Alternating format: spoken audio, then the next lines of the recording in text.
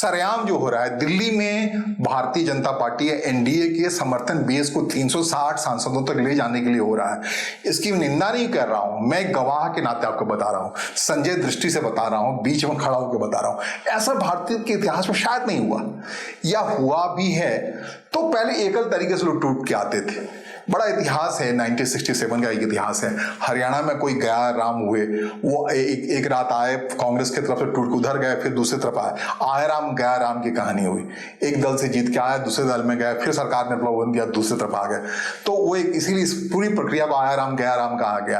और इस आया राम गया राम से 400 से ज्यादा वोट संख्या में सांसद जीत के आए थे राजीव गांधी के लिए। इंदिरा गांधी के निधन के बाद 31 अक्टूबर उनका निधन हुआ था, आतंकवादी हत्या हुई, तो उसका चुनाव हुआ था, उसमें राजीव गांधी प्रधानमंत्री बने थे। 85 में उन्होंने दल बदल विधेयक लाया था, संविधान संशोधन विधेयक लाया था प्रचंड बहुमत के बाद। उन्होंने दलों को ऐसे एक एक लोग टूट के इधर उधर चल जाते, ऐसा नहीं होगा, एक पर्याप्त संख्या में लोग लाना पड़ेगा। अब वही एक आधार है जिसके आधार पर लगा कि अब देश में अब कोई भी सत्ताधारी दल आसानी से दल बदल नहीं करा सकती। लेकिन अभी जो हो रहा है मौजूदा स्थिति में, जैसा कि कहा अभिषेक बनर्जी अपने हिसाब से चैलेंज किया है, पश्चिम बंगाल में टीएमसी के विखंडन के बाद भारतीय जनता पार्टी कह लीजिए या फिर एनडीए कह लीजिए, उसके मुस्कुराने की बारी थी। अचानक से 298 की संख्या बढ़कर उछलकर 318 पहुंच गई।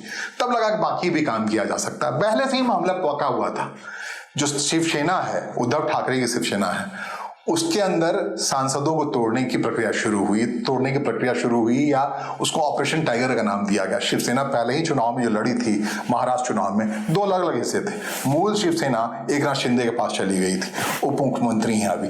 तो ये उद्धव ठाकरे की जो शिवसेना थी, जो मसाल छाप में लोग जीत के चले आए थे, उसके 9 सांसद थे। 9 में से ऑपरेशन टाइगर के जरिए 6 सांसदों को तोड़ लिया गया। वो आए, वो कहते हुए आए कि भैया मैं इस शिवसेना में आ गया हूं, जो ओरिजिनल शिवसेना है, जो एकनाथ शिंदे ने चुनाव इसको सिंबल ले लिया है, नाम ले लिया, सब कुछ।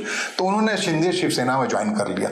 9 में से 6 सांसद जो हाल में 2024 के चुनाव में उद्धव ठाकरे के सिंबल से जीत के आए थे। उद्धव ठाकरे को नया सिंबल मिला था, उद्धव ठाकरे शिवसेना को मसाल के सिंबल पे चले आए थे, वो टूट के चले गए। उनको गद्दार, जैसे पहले भी गद्दार का नाम देते रहे एकनाथ शिंदे को सार्वजनिक तौर पर, उद्धव ठाकरे ग्रुप, लेकिन जनता ने उद्धव ठाकरे को ही एक्सेप्ट किया। उद्धव ठाकरे को एक्सेप्ट करने के बजाय शिवसेना के मूल संगठन एकनाथ शिंदे कैडर बेस्ट कहते हैं, उनको एक्सेप्ट किया। ये जीते हुए सांसद बड़े आसानी 6 के 6 वहां जाके ज्वाइन कर गए। तो ये संख्या जो हम कह रहे हैं 318 हुई थी, 6 बढ़ के कितनी हो गई, 324 की संख्या में मौजूदा स्थिति में। और वो शिवसेना आ गई, जो शिवसेना एनडीए का पार्ट है। शिवसेना के नाते जो संख्या थी 298 की, जो लोकसभा प्रदर्शन समय आया था, वो शिवसेना की, एकनाथ शिंदे वाली शिवसेना की संख्या बढ़ करके हो गई। उसके लिहाज से एनडीए की संख्या लोकसभा के अंदर बढ़ के हो गई 324 हो गई। अब 324 को 360 तक ले जाना है। भला ये 360 तक पहुंचेगा कैसे? बड़ा दिलचस्प वाकया हो रहा है। आप पार्लियामेंट, दिल्ली के पार्लियामेंट को देखें, राजधानी को देखें, इंद्रप्रस्थ की राजनीति को देखें, तो आपको समझ में आ जाएगा। इंद्रप्रस्थ में, दिल्ली में डीएमके जो हाल तक भारतीय जनता पार्टी के तल्ख विरोधी थी, उन्होंने गोलबंदी के साथ तमिलनाडु का चुनाव लड़ा था भारतीय जनता पार्टी को रोकने के लिए। भारतीय जनता पार्टी को या एनडीए को मजबूर कर दिया था। एनडीए कहीं नहीं बची इस विधानसभा चुनाव में। लेकिन उस चुनाव के बाद क्या हुआ, डीएमके के जो 22 लोकसभा सदस्य हैं, वो हालात ऐसे क्रिएट हुए कि डीएमके ने एक झटके में कांग्रेस का पल्ला झाड़ा और लिख दिया लोकसभा अध्यक्ष को, भैया कांग्रेस ने मेरे साथ दगा किया है, मुझे बीच का जगह, बैठने का जगह दे दीजिए, मैं अब कांग्रेस के साथ लोकसभा में नहीं बैठना चाहता हूं। उनके 22 सांसद हैं। तो एक रास्ता तय किया गया 22 सांसद के नतीजे से, बीच में आके बैठने लगे। बीच में आने के पीछे बैठने की वजह बता दो।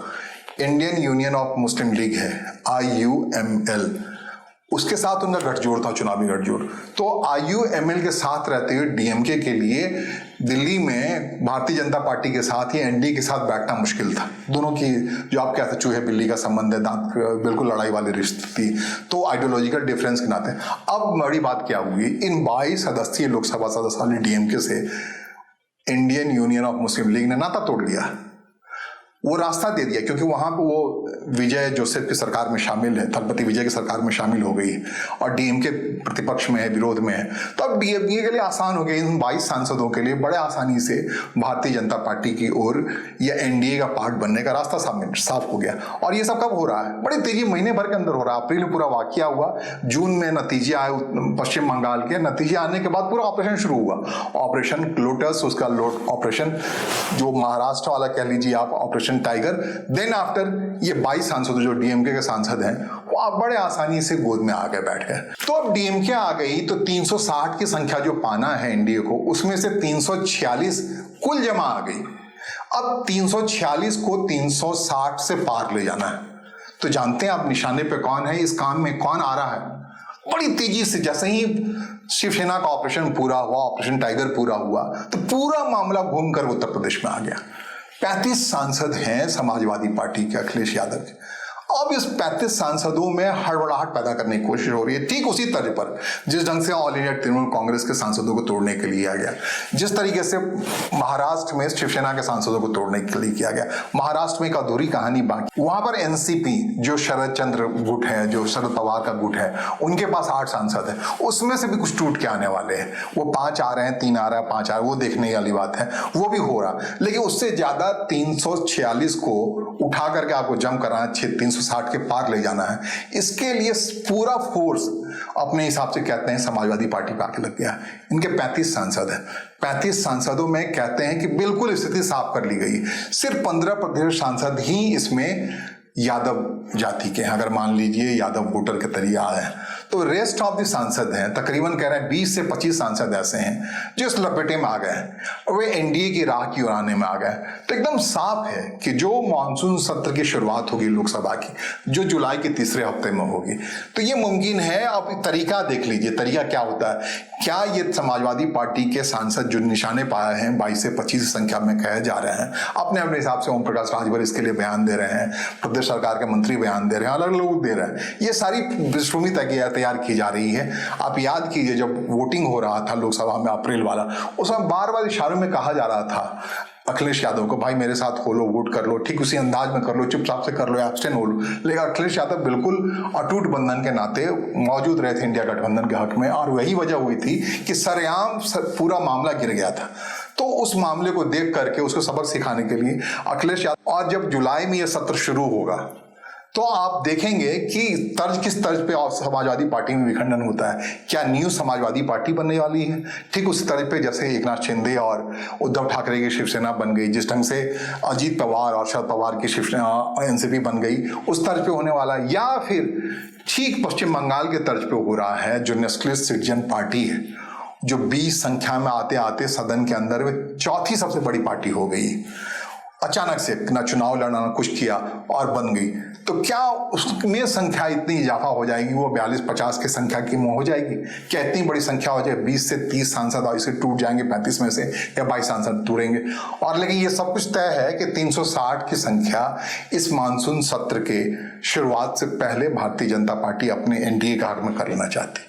देखिए ऑपरेशन क्या है, जो कुछ भी आप कर रहे होते राजनीति में, शुरू में मैंने कहा कि राजीव गांधी ने क्या किया प्रचंड बहुमत के बाद, उन्होंने दल बदल विरोधी कानून ला दिया, विधेयक ला दिया, उसके बाद से दिक्कत होने लगी। आया राम गया राम के माहौल में जीने वाले राजनेताओं के लिए समस्या खड़ी हो गई। भाई जिस सिंबल से जीत के आया हो, जनता का मैंडेट लेकर आया, वहीं रहो, अगले 5 साल के लिए उसके लिए काम करो, उसी विचारधारा के लोगों का काम करो, और फिर अगले साल हो रहा तो टिकट के साथ बट लेना। जैसे भारतीय जनता पार्टी के बारे में कहते हैं, जब 2014 में पहली बार प्रधानमंत्री नरेंद्र मोदी प्रचंड जीत से चले आए, तो कहते हैं तकरीबन 100 सांसद ऐसे थे जो जीत आए थे, वो कांग्रेस पार्टी से आए थे, भारतीय जनता पार्टी ने टिकट दिया था, उस आधार बात बनती है, भाई चुनाव जीत के आए जिस सिंबल से, उसके आधार आप चलाओ। लेकिन आप जीत के आ रहे हो समाजवादी पार्टी से, प्रचंड विरोधी मत है आपके साथ, वोटर जो है वो वोट कर रहे हैं जो आपके साथ नहीं है। अब और भी मिसाल ले लीजिए, पश्चिम बंगाल में जीत के चले आए कौन, यूसुफ पठान क्रिकेटर, उनके कॉन्स्टिट्यूंसी का एक भी आदमी भारतीय जनता पार्टी का हक वाला आदमी उनको नहीं दिया होगा विचारधारा के आधार पर। तब खैर एनसीपीआई मौजूद नहीं थी, अब वो एनसीपीआई के सांसद लोकसभा सदन में, आप समझ लीजिए किस उल्टी विचारधारा में खड़े हो गए। यही यहाँ समाजवादी पार्टी के अंदर होना है। वो संख्या टूट की संख्या 25 होनी है, 22 होनी है, क्या होनी है, लेकिन ये सब कह रहे हैं कि मानसून सत्र के पहले हो जाए। तो राजीव गांधी ने एक मिसाल खड़ा किया, भारतीय जनता पार्टी एक नई मिसाल खड़ी कर रही है। जो कुछ भी हो रहा है वो इतिहास में दर्ज हो रहा है, उस तरीके से लोग आने वाले समय में उसका आकलन करेंगे।